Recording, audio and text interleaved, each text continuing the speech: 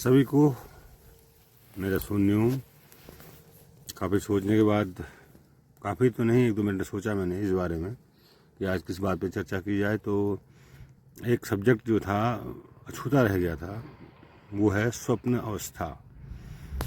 मतलब सपने क्यों आते हैं और स्वप्न अवस्था क्या होती है, उसका हमारे इस जीवन से क्या संबंध होता है, या हमारे बीते गए हुए जीवन से क्या संबंध होता है। मैं अपने अनुभव के आधार पर बताता हूँ। अभी हाल ही की बात है, मुश्किल से 3 या 4 दिन पहले की बात है। मेरा छोटा भाई अपनी वाइफ की डिलीवरी के लिए खटीमा गया हुआ था, और उसकी जो बेटी है वो 3:20 में पैदा हुई, और जिसकी जानकारी मुझे सुबह 7 बजे हुई। पर रात को मुझे सपना आया कि उसकी बेटी क्रैश हो गई है, मर गई है। ऐसा सपना मुझे आया उसके मरने से 1 दिन पहले। जब वो 2 दिन की हुई तो 2 दिन की होने के बाद उसकी डेथ हो गई। और एक सपना ये जो मेरे सामने घटित हुआ, और एक सपना और बताता हूँ आपको मैं। लगभग 3 साल पहले की बात है, मैं अपने ससुराल गया हुआ था, और मुझे वहाँ पर सपना आया एक व्यक्ति के बारे में कि उसकी डेथ हो गई है। अखबार में उसकी फ़ोटो भी आई है, उस अखबार को मैं पढ़ भी रहा हूँ। और ये सपना आया मुझे सुबह लगभग 4 बजे, और उसकी शाम को 5 बजे डेथ हो गई थी। यानी कि 9 घंटे पहले, यानी कि आप समझ लीजिए कुछ घंटे पहले ही मुझे सपना आ गया था। जबकि जब मेरा वो सपना आया वो बिल्कुल अच्छी तरह उठा था, एक्सीडेंट में उसकी डेथ हुई। तो एक सपना ही आया। और एक सपना अपनी मम्मी के मरने से 6 महीने पहले मुझे आया था कि उसकी डेथ हो गई है, हो जाएगी। और एक सपना मुझे और आया था, एक अध्यापक थे हमारे पड़ोस में, कि मुझे सपने में कहा कि ये मास्टर मरेगा, उसकी तरफ इशारा करते हुए, उसके मकान की तरफ इशारा करते हुए वो मरेगा। और ठीक 40 दिन बाद उसकी मौत हो गई। तो इससे सिद्ध क्या होता है कि भविष्य पहले लिख दिया गया है, जो होना है वो पहले लिख दिया गया है। इससे यही सिद्ध होता है कि जो होना है वो पहले ही तय है। लेकिन हर मामले में ये नहीं है, पर किन्हीं मामलों में तय है कि कुछ घटनाएं, जैसे मौत और कोई समस्या।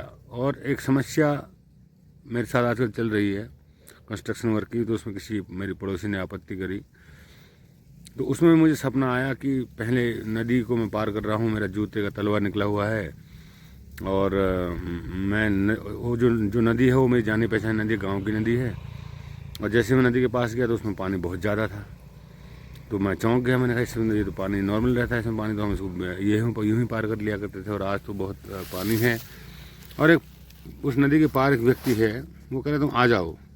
मैंने कहा मैं कैसे आ जाऊँ, ये तो मुझे तो मैं डूब भी सकता हूँ, बह भी सकता हूँ, गिर भी सकता हूँ। उसने कहा नहीं ऐसे मत आओ। उसने एक तरीका, नदी अपने फ्लो में पूरे है, उसने मुझे एक रास्ता बताया कि वहाँ बड़े बड़े पत्थर हैं और उस तरफ से आप आ जाओ। और तो उन फुट जो स्टेप हैं उन पे मैं पाँव रख के चला गया। और वहाँ कुछ काम था मेरा, गेहूँ पिसाने का कुछ काम था, ऐसा कुछ काम था। वो काम करके मैं जब लौटा तो नदी एकदम नॉर्मल हो गई थी, जैसे वो सामान्य स्थिति में बहती है वैसी वो हो गई थी। तो इसका भी मैंने देखा, हमारे काम में पहले रुकावट आई, और रुकावट आने के बाद फिर किसी व्यक्ति ने हमारी हेल्प करी, और वो काम फिर हो गया। तो मैं अपने अनुभव बता रहा हूँ इन सपनों के आधार पे। तो जो भी घटनाएं घटने वाली होती हैं उसका मुझे पहले सपना आ जाता है। मतलब कोई सिग्निफिकेंट जो महत्वपूर्ण घटना है, अगर वो कोई घटना है तो उसका सपना मुझे आ जाता है, और ये अक्सर आता है और बचपन से ही आता है। तो इससे निष्कर्ष क्या निकला कि सपना, जो स्वप्न जगत है, वो खाली ऐसा जगत नहीं है जैसा लोगों ने, विज्ञान ने कह दिया कि हाँ ये दिन भर की तुम्हारे जो विचार हैं वो सब मिलते हैं और इससे आपको सपने आते हैं। नहीं, इस स्वप्न जगत का संबंध सीधे ब्रह्मांड से है, यूनिवर्स से है और स्पेस टाइम से है। क्योंकि स्पेस टाइम में भूतकाल, भविष्यकाल, वर्तमान काल सब एक साथ ही घट रहा होता है। तो वहाँ से हमारे तार जुड़ते हैं और वो कहानी के रूप में हमको दिखाई पड़ते हैं और हमको पता चल जाता है कि अब क्या होने वाला है। तो वो घटनाएं, जो घटनाएं घटने वाली होती हैं वो पहले ही उनका मतलब कुछ दिन पहले, कुछ साल पहले ही उनका समीकरण तैयार हो जाता है और ब्रह्मांड में रिकॉर्ड हो जाता है। वो समीकरण रिकॉर्ड हो जाता है। जैसे मैं मरने वाला हूँ तो मेरे मरने का जो समीकरण है, जो इक्वेशन है, वो ब्रह्मांड में रिकॉर्ड हो जाएगी और रिकॉर्ड हो जाएगी। तो हमारा जब हम स्वप्न देखते हैं तो हमारा उस जगत से संबंध बनता है, उस ब्रह्मांडी चैनल से हमारा संबंध बनता है और वो संबंध हमको दिखाई देता है कि हाँ ऐसा घटित होने वाला है।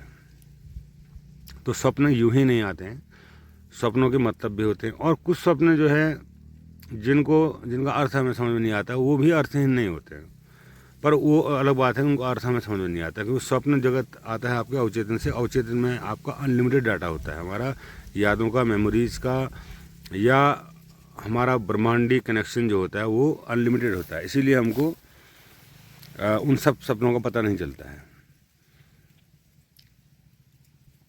हाल ही में जो सपना देखा मैंने, उसका भी मुझे तुरंत फल मिल गया। जैसे इवन मुझे उस बात के भी सपने आ जाते कि पति पत्नी के बीच में झगड़ा होगा या कोई वाद विवाद होगा, उसका भी मुझे सपना आ गया था कि ऐसा सपना आया जो वाद विवाद वाला था, मारपीट वाला था। तो गलती थी किसी और की, तो उस गलती की वजह से ये भी दिखाई दिया कि गलती किसकी होगी, है ना, मेरी गलती नहीं थी। सपने में मेरी गलती नहीं थी और हकीकत में जब हमारा झगड़ा हुआ, तू मैं हुई किसी बात को लेके, तो उसमें भी मेरी गलती नहीं थी। तो इतनी छोटी छोटी बातों के भी सपने अगर आ रहे हैं तो इसका मतलब क्या है कि हमारा जो मानसिक जो विकास है वो एक स्तर में हो चुका है और हम उतने बेहोश नहीं हैं। हम ब्रह्मांडी ऊर्जा से जुड़ पा रहे हैं और वो ब्रह्मांडी ऊर्जा हमको संकेत दे रही है कि ऐसा होगा, ऐसा होने वाला है। तो इसीलिए स्वप्न जगत भी एक प्रकार से दूसरा लोक है, दूसरा आयाम है। जिस आयाम को रात को हम टच करते हैं, जैसे मैंने अपने आप को दो देखा, मैंने अपने दो रूप देखे। वो पहली बार देखा कि मैं अपने एक रूप से कह रहा हूँ कि भाई चल देर हो रही है, अगर को चलते हैं, मैं ही हूँ वो, दूसरा भी मैं ही हूँ। अब यहाँ पर देखो तीसरा कौन है, देखने वाला। तीन लोग हो गए ना, दो तो मैं खुद ही हूँ और तीसरा देखने वाला। अब यहाँ पर जो दृष्टा है, जो सपनों को देख रहा है, वो कौन है? वो असली ताकत है, वो असली बात है। स्वप्न संकेत है घटनाओं का और जो देखने वाले हो वो आप हो। अपने आप को भी अगर आप देख रहे हो तो आप देखने वाले आप ही हो, दृष्टा आप ही हो, इस स्वप्न को देखने वाले। तो स्वप्न को कभी अंडर एस्टिमेट मत करिए और जितना आप गहरा ध्यान करेंगे उतने स्वप्न आपको फ़ायदा कर देंगे और आपको आने वाली घटनाओं से पहले ही बता देंगे ऐसा होगा। हम बता देंगे लेकिन घटना को आप रोक नहीं सकते हैं, ये बात जान के चलिए। क्योंकि जो व्यक्ति मरने वाला था उसको मैं ऐसी जगह था जहाँ नेटवर्क नहीं था, वहाँ से उसको फ़ोन भी नहीं कर सकता था कि भाई मुझे सपना आया, थोड़ा सतर्क रहना। और मेरे आने के बाद मैं इतना थका हुआ था कि मैं सो गया और जैसे सोया मैं उसके आधे घंटे बाद सूचना आ गई कि उसका गाड़ी एक्सीडेंट हो गई और मर गया है। तो मैंने कहा चलो कभी इतनी जल्दी तो सपना लगेगा, मुझे भरोसा नहीं था। मैंने कहा जब कभी मिलेगा तो बता दूंगा भाई मुझे ऐसा सपना आया है, तो गाड़ी वाड़ी ज़रा आराम से चलाना और सचेत होकर चलाना। मैं बता ज़रूर देता, लेकिन होना तो तब भी था ही घटना। तो स्वप्न को हम कभी भी ये न समझें कि ये एक व्यर्थ की बात है, रात को सपना टूट जाता है फिर सुबह उसका कोई अर्थ नहीं है। अर्थ है। और आपको ये भी बता दूं कि ये जगत भी एक स्वप्न है, क्योंकि एक लंबा स्वप्न है जो लंबे समय तक चलता है और एक दिन जब मौत आती है तो उसको भी तोड़ देती है। तो इसका अर्थ ये नहीं कि संसार का कोई मीनिंग नहीं है। यहाँ पर कुछ भी है संसार में, उसका मीनिंग है, मीनिंग लेस कुछ भी नहीं है। सब कुछ मीनिंगफुल है। गर्मियों में अगर मच्छर होते हैं तो उसका भी मीनिंग है, उसका भी अर्थ है। पिस्सू होते हैं, खटमल होते हैं, उसका भी अर्थ है। अर्थहीन कुछ नहीं है, क्योंकि वो भी एक योनि है, किसी वजह से उस योनि को बनाया गया है। बेवजह कुछ नहीं बना है संसार में, इसलिए बेवजह सपने भी नहीं आते हैं। तो आप एक काम करें कि जो आपको सपने आते हैं, जिनको आप याद रख पाते हैं, मतलब जो याद रहते हैं, उन सपनों को लिखा करें। एक डायरी बनाएं, स्वप्न की डायरी मैंने बनाई है, तो उन सपनों को लिखा करें। और फिर उनका फल अगर आप अपने जीवन में देख पाएँ तो आपको ज़रूर मिलेगा, निश्चित रूप से मिलेगा।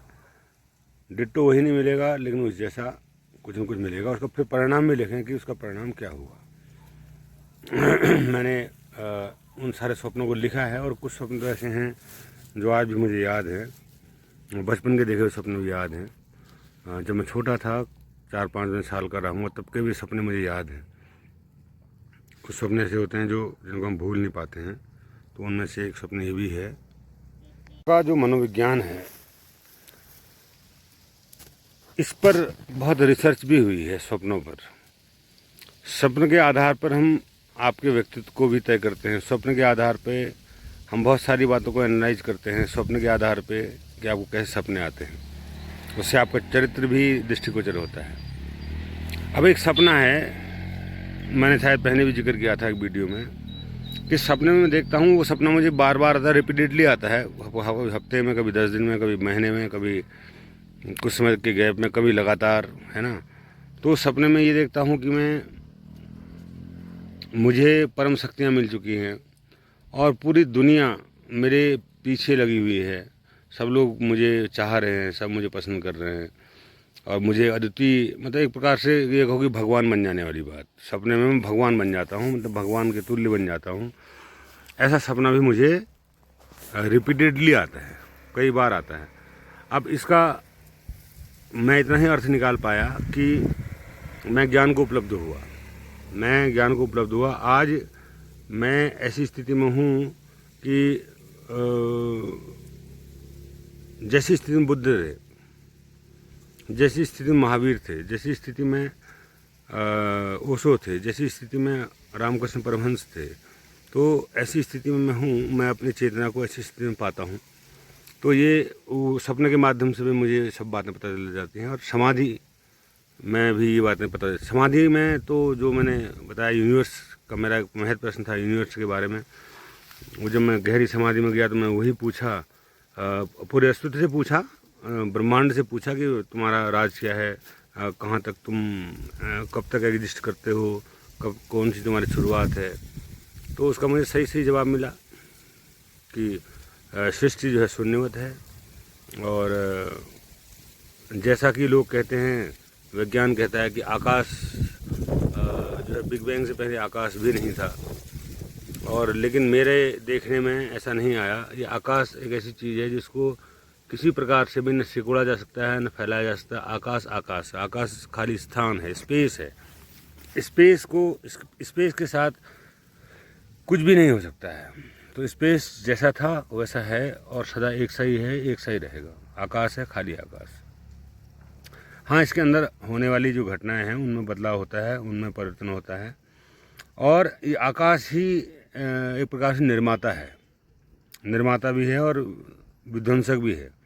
ये आकाश में ही सब, आकाश ही इसको सिकोड़ता है। आकाश को आप खाली न समझें। ये जो आकाश है आपके और मेरे बीच में, इसमें हजारों किस्म की ऊर्जाएं तैर रही हैं जो हमको दिखाई नहीं पड़ती हैं। ठीक है, हमारी जो श्रवण शक्ति है वो भी सीमित मात्रा में है, दृष्टि शक्ति हमारी सीमित मात्रा में है, हम सब चीज़ें नहीं देख सकते हैं।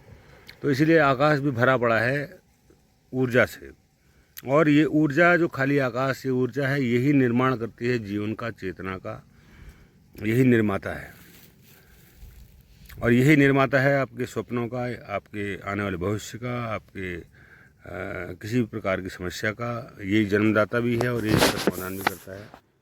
और इसीलिए आकाश को परम देवता माना गया है, परम देव।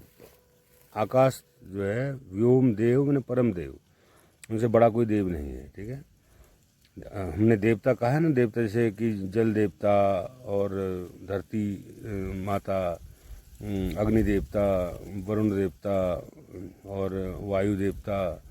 तो ये जो देवता हैं, और इसमें आज की डेट में हम एक देवता और बना सकते हैं कि तकनीकी देवता, जो तकनीकी ज्ञान देता है, तकनीक को बढ़ाने के लिए जो आदमी को नॉलेज प्रदान करता है, तकनीकी देवता। तो इस प्रकार से बहुत सारे देवता यहाँ इस ब्रह्मांड में अदृश्य रूप में मौजूद हैं, जो मनुष्य को और सृष्टि को चलाते हैं और सृष्टि का निर्माण करते हैं। और फिर एक दिन ऐसा आता है कि वो सब सो जाते हैं, सारी शक्तियाँ केंद्रित होकर सो जाती हैं, ठीक है, शून्य हो जाती हैं। और जब वो थकान, वो आराम पूरा होता है, तो फिर से दोबारा से नया सृजन इस सृष्टि में होता है। यही है पूरी कहानी जो मैंने देखी है। और स्वप्न में भी अपने आप में बहुत महत्वपूर्ण स्थान रखते हैं आपके जीवन में। तो उन स्वप्नों को थोड़ा सा एनालाइज करिए, सोचिए। कुछ सपने तो ऐसे होते हैं जो आपके भाव विचार, जैसे आपको काम क्रीड़ा का कोई सपना आता है, तो इसका मतलब आपके अंदर काम इंद्रिय जाग रही है, काम जाग रहा है, लेकिन आप उसको उस पर ध्यान नहीं दे रहे हैं दिन में अपने कामों में। तो रात में आपको काम इंद्रिय जागती है और आपका जो है स्खलन हो जाता है। तो वो एक अलग प्रकार का सपना है, वो भी आपकी बॉडी से जुड़ा हुआ सपना है। तो ऐसे कई और भी सपने हैं जो आसपास के घटनाएं घटने वाली हैं, उनका भी आपसे वो सब जुड़ा हुआ है एक दूसरे से।